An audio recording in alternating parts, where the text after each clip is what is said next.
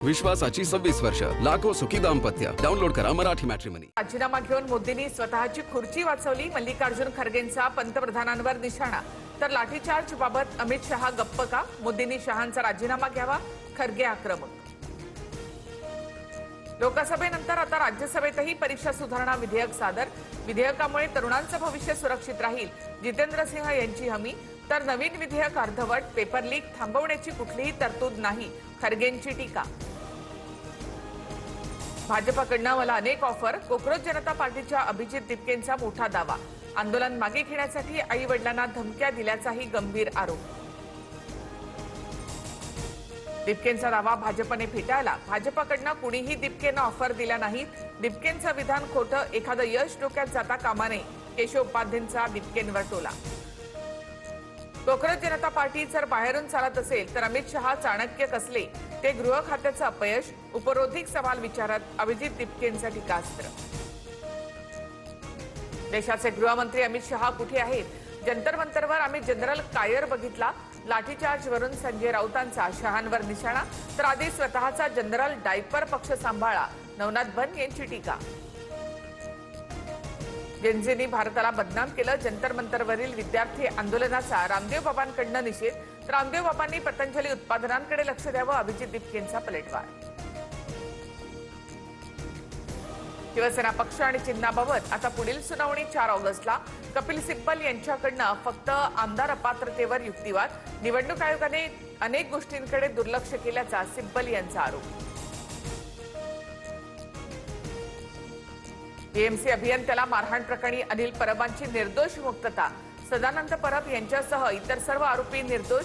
सत्र न्यायालयाचा दिलासा. जून 2023 मध्ये वांद्रे पूर्वेतील ठाकरेंची शाखा पडल्यावरून अभियंत्याला मारहाण झाली होती.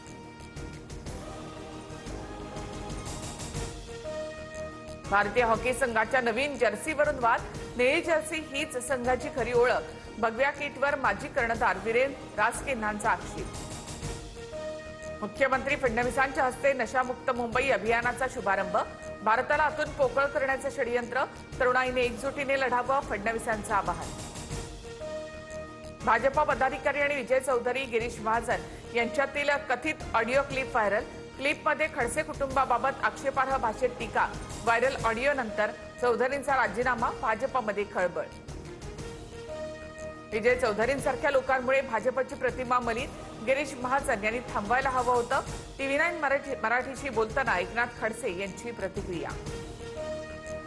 पुणे महापालिकेच्या शिक्षण विभागाच्या विरोधात शिंदेंची शिवसेना आक्रमक. शिक्षण खात्यामधून एका शाळेची फाईल गायब झाल्याचा आरोप. महापालिकेच्या गेटवर चढत निषेध व्यक्त. गुन्हा दाखल करण्याची मागणी. नाशिकमध्ये खड्ड्यांमुळे चौघांचा बळी गेल्यामुळे ठाकरे सेना आक्रमक. महापौर दालनामध्ये आंदोलन करत जोरदार घोषणाबाजी.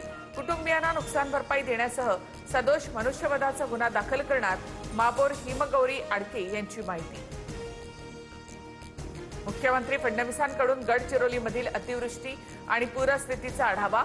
भामरागडमधील 700 नागरिकांचे सुरक्षित ठिकाणी स्थलांतर. जिल्हाधिकारी अविशांत पंडा यांची माहिती.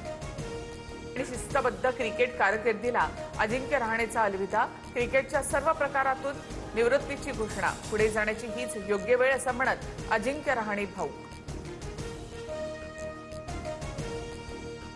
लोकसभेनंतर वंदे मातरम विधेयक राज्यसभेमध्ये मंजूर. वंदे मातरमचा अपमान हा आता फौजदारी गुन्हा ठरणार. दोषी आढळल्यास 3 वर्ष कारावास किंवा आर्थिक दंडाची तरतूद. इराणच्या विश्वासाची 26 वर्ष, लाखो सुखी दाम्पत्य. डाउनलोड करा मराठी मॅट्रिमनी.